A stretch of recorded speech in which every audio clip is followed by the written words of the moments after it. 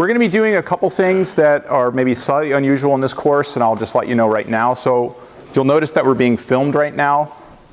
So what we're going to do is post all of the lectures online. And so you'll have video recordings of all the lectures. That'll go through iTunes U, and it will go through the Online Learning Center at UCI. And I'll send you out links, et cetera, to those when those videos become live. So usually within a couple days of me giving the lecture, those lectures will be posted in various formats online that you can then watch later. And I'll talk a bit more about that once we get going with everything. So there, let me just make sure. Any questions about logistical stuff? You're in the right room? Okay. So this course is Introduction to Cosmology. And I like starting off this course with a picture like this. What are we looking at? This is an ancient Mayan pyramid that was built sometime around 1000 AD. So something like more than 1,000 years ago. And this is a great image because it's taken at night. And up here you can see the constellation of Orion rising up over the back of this pyramid, coming in through some clouds. And you can imagine the people who built this pyramid and who spent time around this pyramid 1,000 years ago looking up at a night sky that was not very much different than this. And in fact, we think that those people understood a lot about what was going on with the sky at night, because the actual architecture of this pyramid and how it's laid out tells us that. So one of the really cool things about this pyramid is if you go there on the night of the equinox, so around the time the sun is setting in that special time of year, in fact it happens twice a year, when day and night are roughly the same length. So it's a special day called the spring, for example, the spring equinox. And you look at the shadow cast by these specific bricks along the side of this pyramid. It looks like there's some kind of snake crawling down the side of the pyramid. So it plays in the shadows and the lights just at that time of year and makes it look like a snake is crawling down the edge of the pyramid. And just at the edge of the pyramid where that snake kind of comes down, there's a snake head that's built into the pyramid. So it's pretty obvious that these people, these ancient Mayans, understood the cycles of sunset and sunrise. They knew how the sun changed in the sky over the course of a year, and that was important to them. Their cosmology was cemented in what the night sky was doing. So what cosmology is, it's really the subject where we try to ground ourselves and ask ourselves questions about the broad principles that govern the universe, what the universe is like on the largest scales. And so it's those kind of big picture questions that people have asked themselves for thousands of years when they look up at the sky at night. That's what we're doing in scientific cosmology today, and at some level that's what this course is about. So the big questions we're going to tackle in this course are, and many of them are related to, you could imagine, the very same questions those ancient people were asking themselves when they looked up at the sky and they saw Orion rise up over this pyramid. So how old is the universe? How long have we been here? Is it infinitely old? Is it cyclic? Do things happen and then re-happen again? Or is there some finite beginning and there's actually an age to the universe? How did we get here, if so? So how did we end up looking up at the sky at this stuff? How far away are those stars? And what are those stars? What are those lights up there in the sky that appear to circle us every day? More generally, how big is the universe? If we can measure it, how far out does it go? And then, specifically in this course, because we're in the era of modern cosmology, we know of some really exotic things that exist out there. For example, black holes. They're a really extreme phenomenon that until maybe less than 50 years ago, people thought didn't actually exist and were just a mathematical construct. Now we have a fair amount of evidence that these things really do exist. They're extremely powerful. And what are they? What is this thing that you may have heard about called the Big Bang? That in modern cosmology tells us this was the beginning of all space and time. What is it? Why do we think it happened? And what does it mean for the evolution of the universe after that beginning state. So these and many other questions are the kinds of things we're going to try to tackle in this course. And in the context of this, very importantly, underlying it all, is we want to know the answer, how do we know this? So rather than this being a course where I'm just going to tell you things, I will tell you things and talk about cool stuff that we know, underlying all of this is that we know all of this stuff for a reason. Okay, we've spent a lot of time and energy. If you think about it, the course of more or less all of human history has been an effort to try to look up in the sky and figure out what it means. So there have been a lot of people thinking really hard for a very long time and now applying the full power of the scientific method to this question. So how is it that we're able to figure out the answers to these questions, and what is the limit of our current knowledge? So that's the context of what we're doing in this course. Are there any questions? Okay. So before I go on and give the first lecture, I just want to sort of give some overview about what we're going to be doing in this course, how we're going to be doing assignments and grading. So basically, your grade is going to be based on two big chunks. So the first is a couple of exams that add up to 46% of your grade. And they're both basically midterms. There's not a final. There are basically two midterms. They're both going to be given in class, in this classroom. The first is on Friday, February 2nd, and the last one is on Friday, the 13th of March, unfortunately for you. But I don't believe in superstition, so the 13th of March it is. The aim here is just to encourage you to follow along with the material, pay attention to lecture, ensure that you're paying attention to the big concepts. So that's the point of these exams. And then a slightly larger chunk of your grade is going to be based on sort of more in-depth projects. So there's going to be two homework assignments that I'll distribute. They're each worth 10% of your grade. There's a final paper, and the final paper I'll talk a bit about later. But the final paper will be due on the Monday of exam week. And I'll give you about a month lead time before I talk about what I want specifically in that paper and when it's due. But basically, this paper is going to be either an in-depth discussion of something that's going on in the popular science literature, like on scientificamerican.com, or that you might find on Google News, of something in cosmology that's happening basically now. And then you can do a little in-depth research on this thing and write a paper on that. Or if you prefer, you can do what I'm going to call a scientific biography on a key figure. And I'll be talking about a lot of key figures in the history of cosmology in this course. And you can pick one of those figures or pick somebody else who you're interested in and do a paper on that. And the context of this is, I just want you to find something that you think is interesting, and then spend time on it. That's this. So it's a pretty open-ended assignment. And really what I want to do is give you an excuse and a reason to spend time on something you think is cool and interesting and dig into it and write a paper on it. Finally, there are some online modules that I'm going to discuss in more detail on Wednesday, but it's through a website called RocketMix.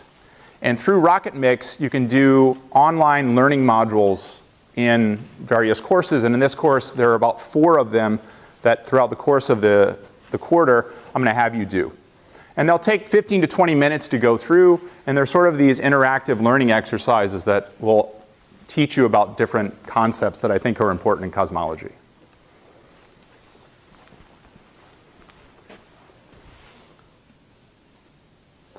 So the class website is going to be your main resource. I imagine this is pretty common in your courses today.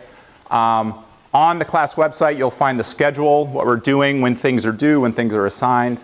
There'll be PDF files of all the lectures, like the slides from this lecture will be up. In fact, they're up now.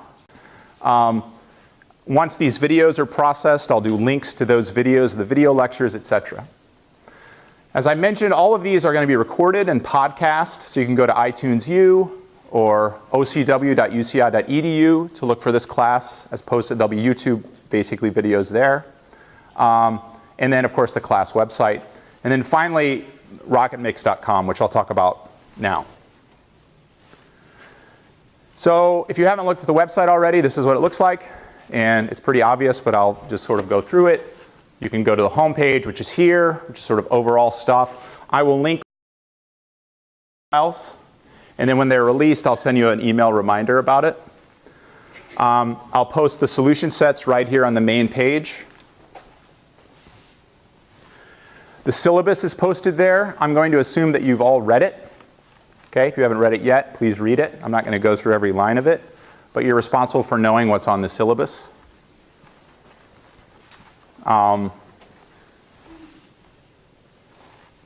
This is where you'll find the lectures. So this is where the PDF files of the lectures are, etc., right here on the lectures page. And then finally, a more detailed schedule is on the scheduled page. And here I'm going to clarify when discussions are canceled. Most of them are canceled. When the rocket mix modules are assigned, and etc. And then just for ease of use, right here is a calendar. And everything in cyan here, these bluish numbers, are when things are due. And the magenta dates are when class is canceled, right? So this is MLK Day right here, and just to remind you, no class on that day. Any questions about logistics stuff like this? Okay. The textbook for this course is optional, but some people like to have a textbook, and this is one that I like.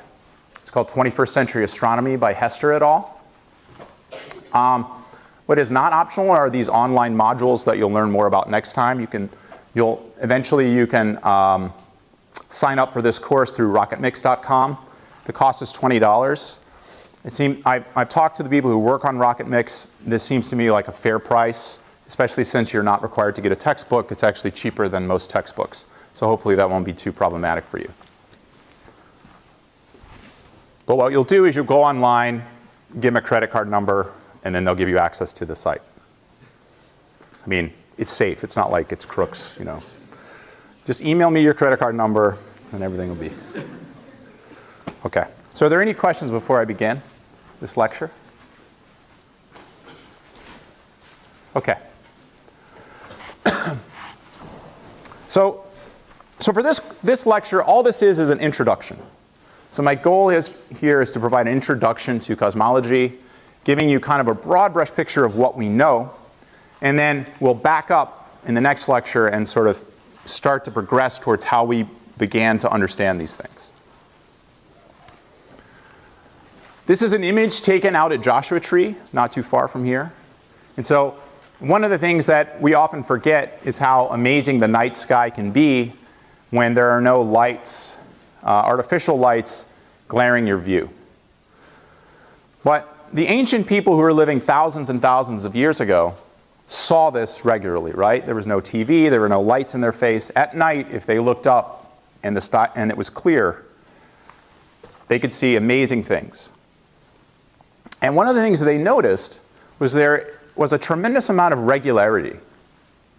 Unlike the sort of world you're trying to survive in down here on Earth, right, where chaotic things can happen, the things in the heavens seem to organize themselves in periodic ways. So every night, the sun would go down, and suddenly you could see the stars because the sun wasn't blocking out their light. And these stars would rotate overhead in lockstep. And they would stay locked in configurations as they rose up and then set. And some of these configurations were so compelling that people associated them with pictures. So these are constellations, right? That looks like a bear, or that looks like an archer, or whatever. And they would see these pictures in the night sky rise up and then set. And at certain times of year, they could slowly reveal new constellations that you couldn't see before. And because sometimes you would see these constellations, and then sometime later, suddenly the hunting would get good, or suddenly berries would bloom, they began to notice that there was a correlation between seeing things up in the night sky and things that were happening here down on Earth. And so it's not necessarily crazy that some people then began to say, hey, because there's a correlation here, maybe there's causation. Maybe it's because those lights are up there in the sky. Maybe that's making the game particularly good this time of year. Right? Maybe that's making the berries bloom. And so this idea of astrology came about because of these sort of natural correlations that people saw. Of course, today we understand that that's just because things are correlated doesn't mean they're causing each other. Right? The reason why things begin to bloom in the spring is because it's getting warmer. The reason why it's getting warmer is that the Earth is tilted, and in that time of year, the part of the hemisphere where it's becoming summer is beginning to tilt more towards the sun, and things are warming up. But now, because the Earth is tilted in a different direction than it was before, at night we can see new constellations that we couldn't see otherwise. So it took us a very long time to figure this out. On some level, it was sort of tricky. The universe played a trick on us to make it seem like it was correlation, to make it seem like it was causation, when really it was just correlation. So the task that people had, living thousands of years ago, was a difficult one. This is an image of the night sky at dawn, actually, taken in Central Africa. I find this image really compelling because you could imagine the first modern humans to walk the Earth. Okay, so this would have been something like 100,000 years ago. Would have stood and seen a night sky that was not very much different than this. Now, the one thing that would have been different is this is a distant town. So that wouldn't have been there. We'll cover that up. But otherwise, people living 100,000 years ago, who, as far as we could tell, were just as smart as us, would have looked up at the night sky and seen something like this. It's hard to imagine that those people would not have been asking themselves the same questions we ask ourselves at night when we look up at the sky. What is this? How did we get here? What are these bright things? Now, it's an amazingly beautiful picture, but it's also extremely deceptive. Because your eye is drawn to the bright things. Okay? In addition to the sun, there are these bright planets, Venus and Jupiter. They're so bright, they seem really important. They must signify something important about the universe we live in, the fact that these things are there. They're different, by the way, than the stars, because they move with respect to the stars. The word planet means wanderer. They wander with respect to the background stars, and that's a clue that they're different somehow than the stars. They're also brighter. It's extremely deceptive because a bright star like this outweighs Jupiter like a watermelon does a lime. And it's a testament to how far away that star is that we can easily confuse it. Because what it is another sun. It's actually something that's as bright as the sun. It's just so far away that it's dimmer than even Jupiter. And Jupiter isn't even shining. Jupiter is just reflecting the light of our own sun. So this picture that they had to deal with, this information they could see, was a very difficult puzzle to try to unlock. And people have been trying to unlock it for thousands of years. Now let's flash forward way in the future to 350 BC. If a Greek philosopher was looking up at this image, right, was looking at the night sky, let's say it was Aristotle, he would look at this and he'd say, I got it. I know exactly what's going on. I figured it out. The Earth that we're standing on is, of course, fixed. It's not moving. And all of those stars are rotating around us every 24 hours. They're just circling around us. The planets are also circling around us, but they're circling at a different rate. They live on a different sphere, and they circle at a slightly different rate, and that's why they wander around with respect to the background stars. This thing right here, it turns out, is the Milky Way galaxy. I'll talk a bit about what that is in a second. But it turns out that every single star that you can see by eye at night is actually embedded in the Milky Way galaxy. The Milky Way galaxy is a vast disk of stars. It contains more than 100 billion stars. It's so large that if you shrunk it down to the size of the Pacific Ocean, our entire solar system, you can throw in Pluto if you want, our entire solar system would be the size of a maple leaf floating on the ocean. Now imagine a bee who's landed on that leaf. A piece of pollen on the leg of the bee, that's the sun. And the Earth is microscopic on that scale. The nearest star to the sun is 1/2 mile away.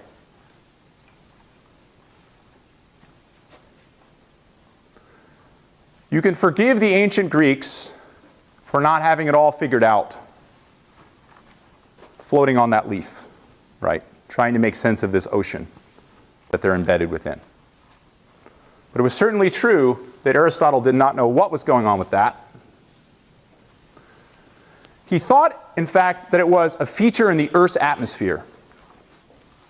That it was an atmospheric thing, that that part of the atmosphere was burned in a rut or something. And that it had really nothing to do with cosmology or the universe at large. It was within the orbit of the moon.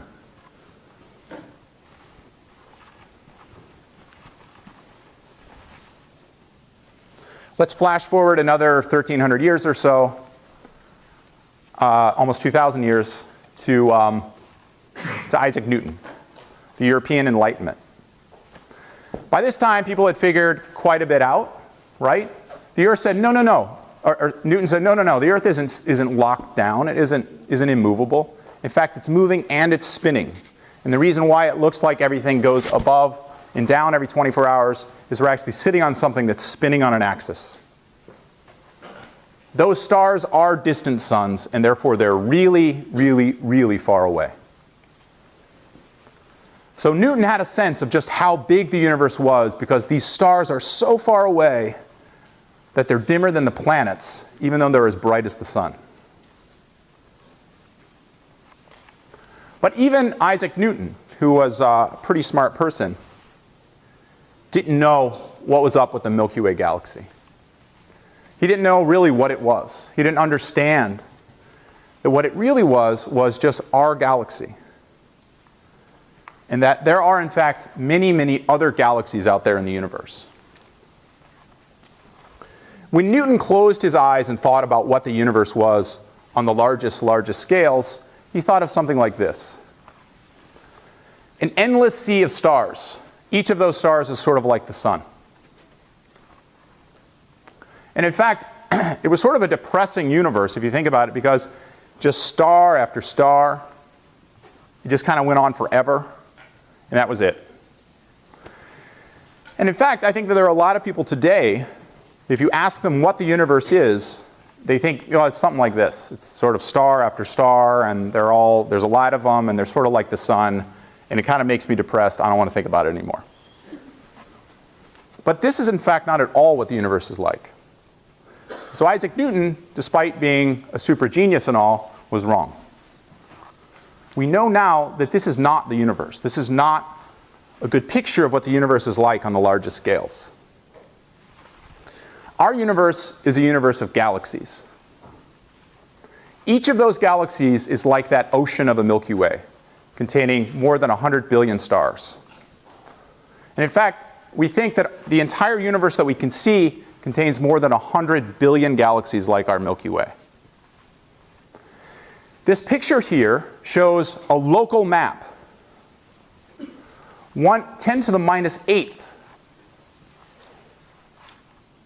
of the visible universe is shown in this picture here, where every single dot represents a galaxy, each containing 100 billion stars. So the universe we live in, at some level, if you could characterize it in one way, it's that it's a universe of galaxies. And that from all the time that the universe has existed since the Big Bang, what the universe has been doing is making galaxies. And those galaxies make stars, and around those stars form planets.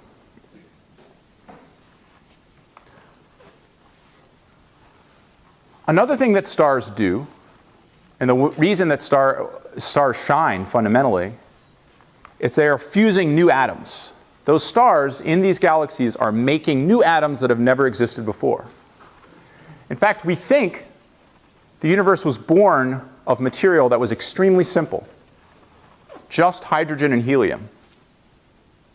And the only reason why we have anything that's more complicated than hydrogen and helium, right, so that includes oxygen, carbon, iron, is because those elements were crafted in stars after the Big Bang. The first stars formed and died. After they died, they blew these elements out into their constituent galaxies, and the galaxies scooped them up again to create a generation of planets. And it's rocky planets like the Earth that have made good use of those heavy elements. Virtually all of the key elements for life were generated in stars after the Big Bang.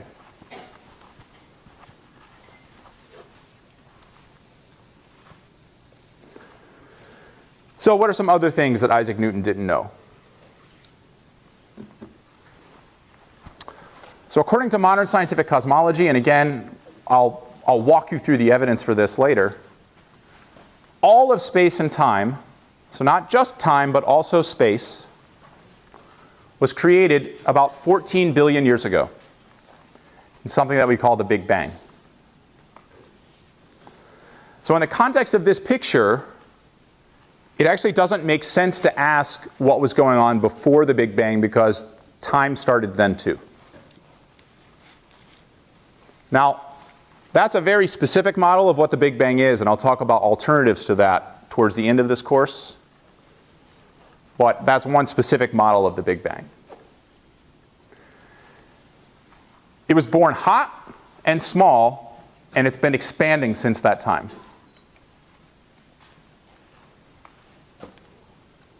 In fact, it was so hot in the beginning that only elementary particles could exist. So one way to think about that is, imagine you take a big container and you just squeeze it and make it smaller.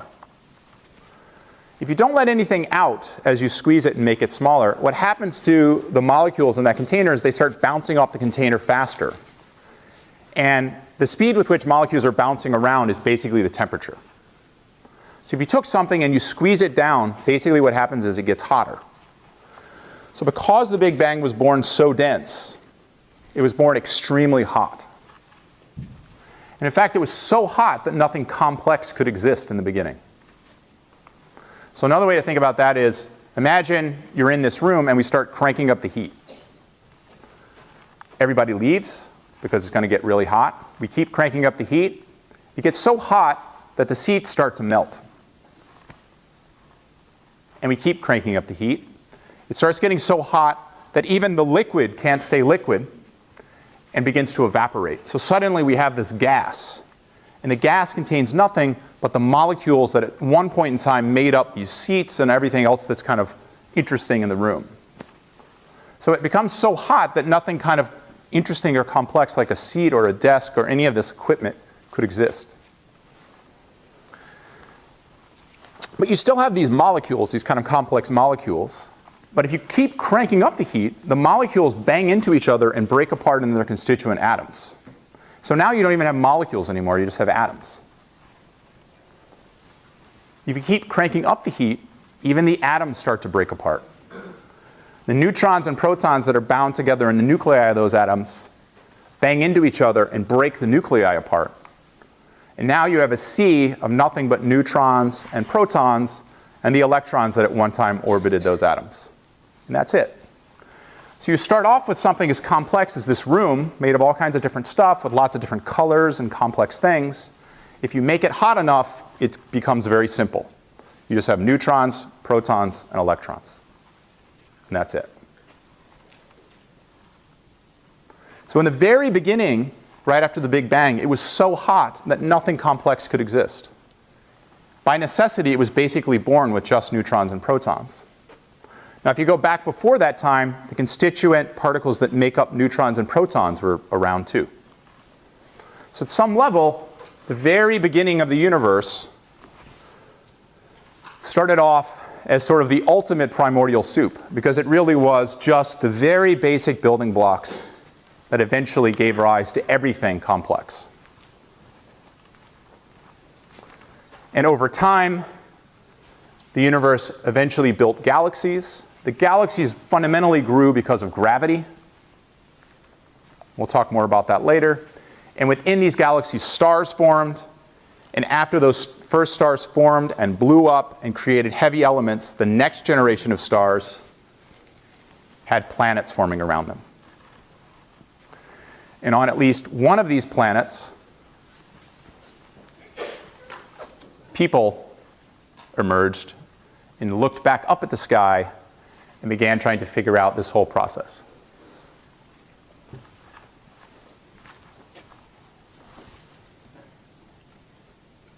Are there questions? Okay. It's very quiet in here. Like, I feel it's... All right. We'll have to figure out a way to get people talking later. Another thing we'll learn about in this course is that there's much more out there than meets the eye. That not only is the universe really, really big, and it's also, as you'll find out, really, really old, it's made of some weird stuff.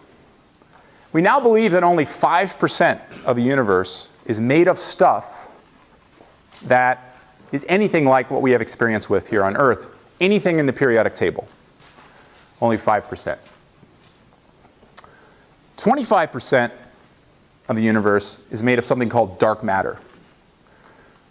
Now, this dark matter is made of stuff that's we think it's just normal particles, but those particles do not interact strongly with the normal stuff. They only tug on the normal stuff via gravity. And that's going to be a whole lecture. And there's some even weirder stuff that's called dark energy. And what dark energy is, it's a constituent of the universe that's basically driving the universe to accelerate in its expansion. It's as if the vacuum of space has an energy, and that energy is driving the universe to expand at a huge rate. But we'll talk more about that stuff later.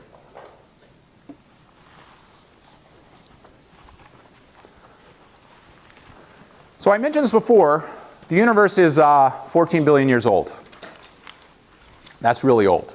Now, it used to be, I would say, a number like 14 billion in a class like this, and people would be like, wow, that's really old. But now, you know, with the debt being like 20 trillion or whatever it is, 14 billion doesn't seem so big, right? Like, $14 billion, a lot of people have $14 billion. There's like 20 billionaires who have that much money. But 14 billion years is a long time, okay? So just to put it in perspective, this is sort of a timeline that I've tried to make here in billions of years. We think the Earth formed about 5 billion years ago. The Earth and the Sun both formed about 5 billion years ago. So that is, the universe itself is almost 3 times older than the Earth. So the Earth is sort of relatively young. But, you know, the first dinosaurs didn't exist until something like 150 million years ago. That's a tiny sliver of time compared to 14 billion. So you think of dinosaurs as being really old? Not really. All of semi-modern human, anything you would call Homo, in the last 2 million years, this tiny sliver.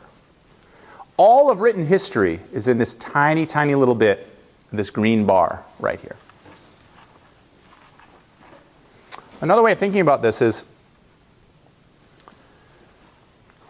imagine you took the 14 billion year history of the universe and scrunched it down into a year. And you tried to think of relative times. If you did that, then all of recorded human history would have happened in the last 13 seconds.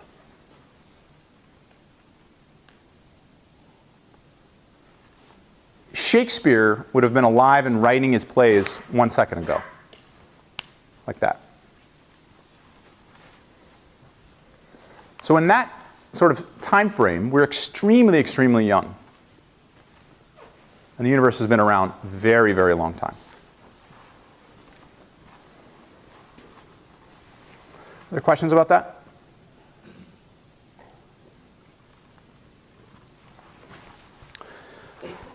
There's one more concept I just want to introduce now that will be important later in the course. And it sort of has to do with time, but it has to do with the finite speed of things.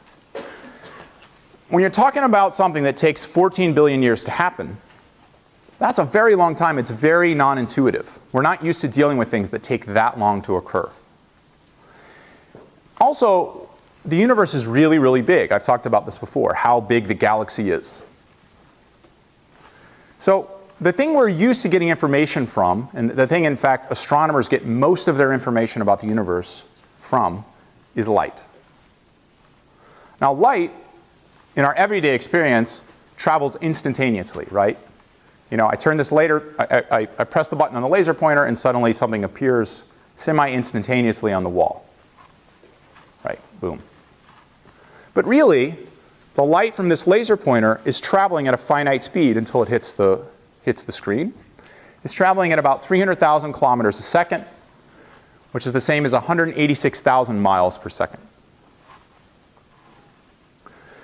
Something traveling that fast can go around the Earth almost 8 times in a single second. So the time, you know, the everyday experience we have, light is effectively infinitely fast. But when we're dealing with things on an astronomical time scale, it's not. And it's important that it's not. And in fact, we use the fact that light travels at a finite speed to learn something. So let me give you an example. One way to think about light is it's like a messenger. Okay? You can think of someone on horseback carrying a message. Right? There's a battle that happens. Okay? You've just lost the battle. You need to go tell the king that you've just lost the battle and people need to evacuate the city or whatever.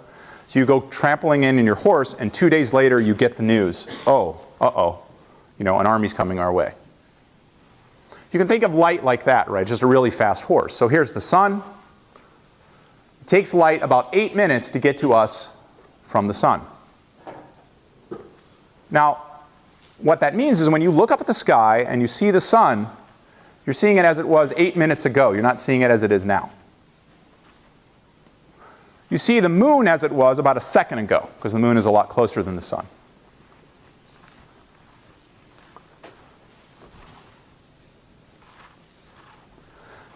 So let's go back to this picture and get a sense of that. Imagine you're out, Dawn, Central Africa. We're looking at this image. And now suddenly, someone magical comes along, God comes along and throws a switch. Turns all the lights in the universe out. Boom. God is omnipotent. All lights go out instantaneously. Okay. And then we stand here. Then God turns everything back on. Turns the switch on. What happens? Well, it stays dark. It stays dark for about 8 minutes. Suddenly, we see the sun. That's all we see. About 10 minutes later, the sun's light has hit Venus, bounced off Venus, and come back to the Earth. Ah, there's Venus. Then we wait. Depending on exactly where Jupiter is in its orbit, about an hour later, there's Jupiter. That's it, nothing else. No stars. That's all we see. Because light had to go all the way to Jupiter, bounce off Jupiter, come back to us. It takes about an hour. 25 years later, we see that star.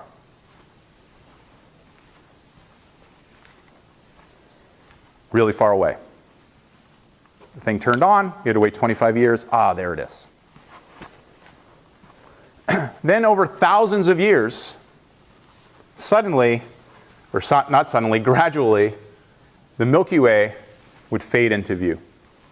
Because the light from all of those stars that make up the Milky Way would eventually start making it to us.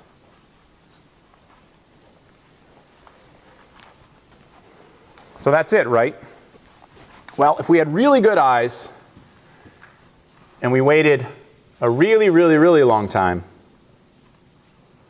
2.5 million years later, a little smudge would appear up here in the sky.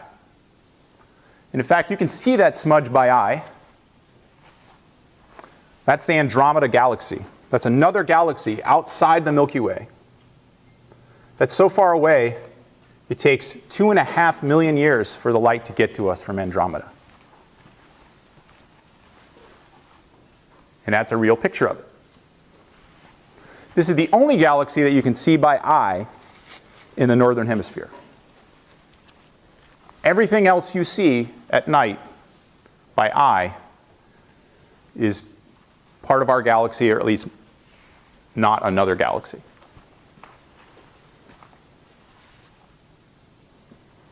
So what this means is, as you're looking at things that are farther and farther away, you're looking back in time. So while it takes light 100,000 years to cross the Milky Way, that's small compared to the universe. The nearest big galaxy to us, Andromeda, I just showed it to you, is it takes light 2.5 million years to get to us. So this picture of Andromeda right here is what Andromeda looked like 2.5 million years ago. Before there were humans to look up, this is what Andromeda looked like.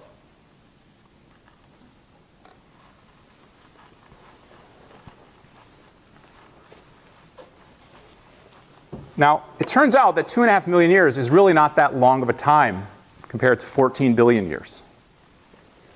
But we can look at things that are much, much farther away than Andromeda. And when we do, we see that the universe looked different in the far past than it looks now. So you can use the fact that light travels at a finite speed to basically build a movie of what was going on in the universe a long time ago, and then closer to now, and closer to now. Now, so another thing you'll hear a lot about in astronomy is something called light years. What's a light year? Someone tell me what a light year is. Yes? Yes, exactly. So it's the distance that light travels in a year. Note that it's a distance. Okay, a lot of people, you'll hear the word light year used as a time sometimes. It's not. It's a distance. Very good. Okay. It's in fact almost 10 trillion kilometers. So in a year, a light ray can travel about 10 trillion kilometers, and so we use light years as a unit of measurement in astronomy. That's a natural unit of measurement because the distances are so large. Now, it wouldn't make sense to say, how tall are you? Well, I'm 10 to the minus 8 light years tall. Actually, that would be really tall. I'm 10 to the minus 15 light years tall. No, you wouldn't say that. You would use kilometers or you'd use meters. But for distances in astronomy, a light year makes sense. And so the nearest bright star, for example, is about 8 light years away. The nearest star period is about 4 light years away. The Andromeda galaxy is 2.5 million light years away. So you immediately get a sense of how far things are away by just giving their distances in light years.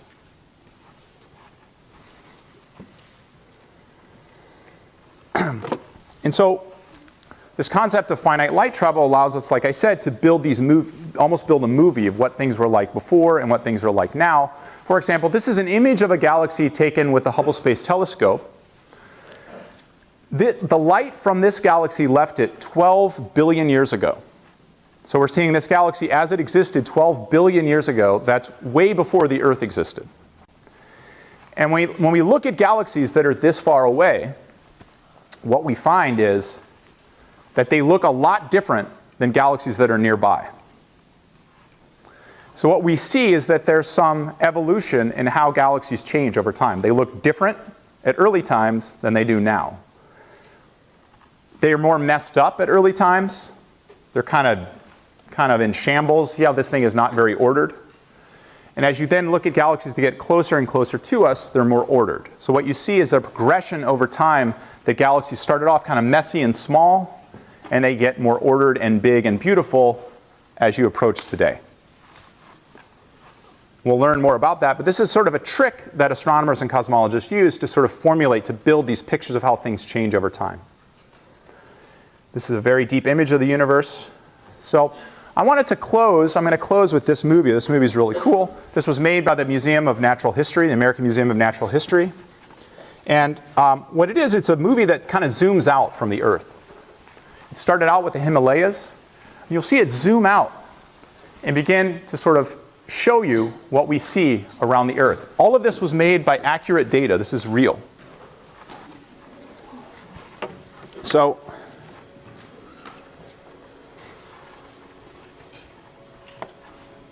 You're now beginning to see the curvature of the Earth.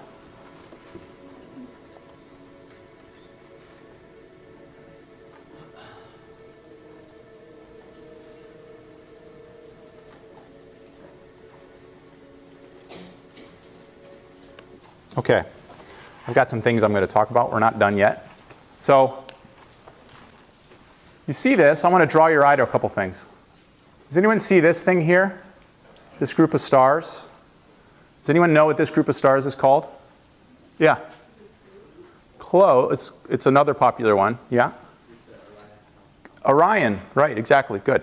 So if tonight, you go outside tonight, or any sort of night this winter, and it's clear, you'll see Orion. It'll be over there in the sky. You'll see it. It's like, I'm not very good at constellations, and even I can recognize it. If you try to find it, you'll see it.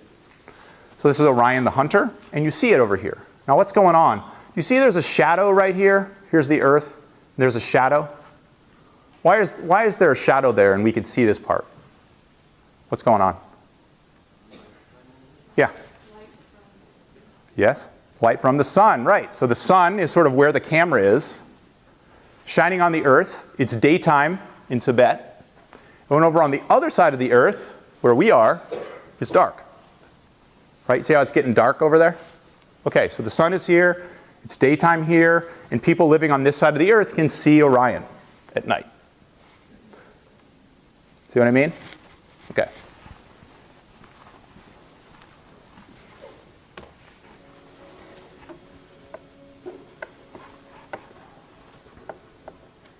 These are all the man-made satellites, what their paths are.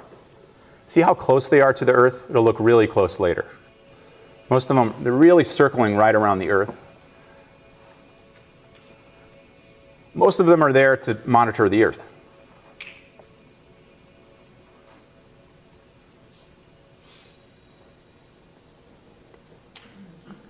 There the camera's circled around and now we're looking at the sun and the dark side of the Earth, nighttime.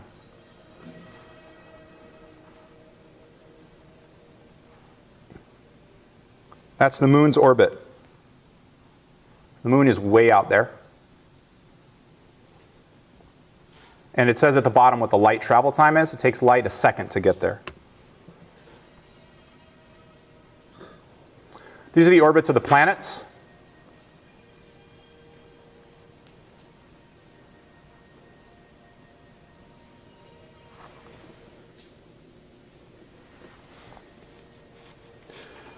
Now what's happened is in this movie, they've dimmed out the sun. They've made it look very dim compared to the planets. But in reality, oh wait, by the way, these are sort of popular constellations. Now they're going to turn the sun on as bright as it would be from this distance. What that means is that it'd be really, really hard to see the Earth if you were just far away studying our star. And now you see all these other stars out there. We think almost all of them have planets. And it's only recently we've been able to detect that. That little sphere right there, let me pause it real fast. That's the distance, the farthest distance that any radio signal Earthlings have ever sent out is over the size of the galaxy. So if there were aliens out there looking for our radio signals, if they were here, they would never have seen them yet. That's 70 light years, that bubble. We're going to zoom out of our galaxy. Remember, our galaxy is small on the scheme of things. So there's our galaxy. We're zooming out. That's 100,000 light years. Every other dot now is another galaxy. Something that's not realistic about this movie is they just put them in as dots, but really every single one of them, as complicated and rich as the Milky Way itself. Now, what you see, and I'll explain this later, is that these are all the galaxies we've mapped. It doesn't mean there aren't more. These are ones we've actually mapped. We know where they are. And this big slice right here that we haven't mapped, that's basically the plane of our galaxy, so we can't look there. But all of this stuff is stuff that we've mapped. And then this green ball is radiation that's left over from the Big Bang that we've detected and also mapped. The size of this sphere is about 14 billion light years. At least that's the light travel time. There could be a universe beyond that sphere, but we could never have seen it because the universe isn't old enough. And now it's just going to zoom back in. So the course of this course, I'm going to be talking about how we know this stuff, and I'll be going into more detail on all of these things. All right, thank you.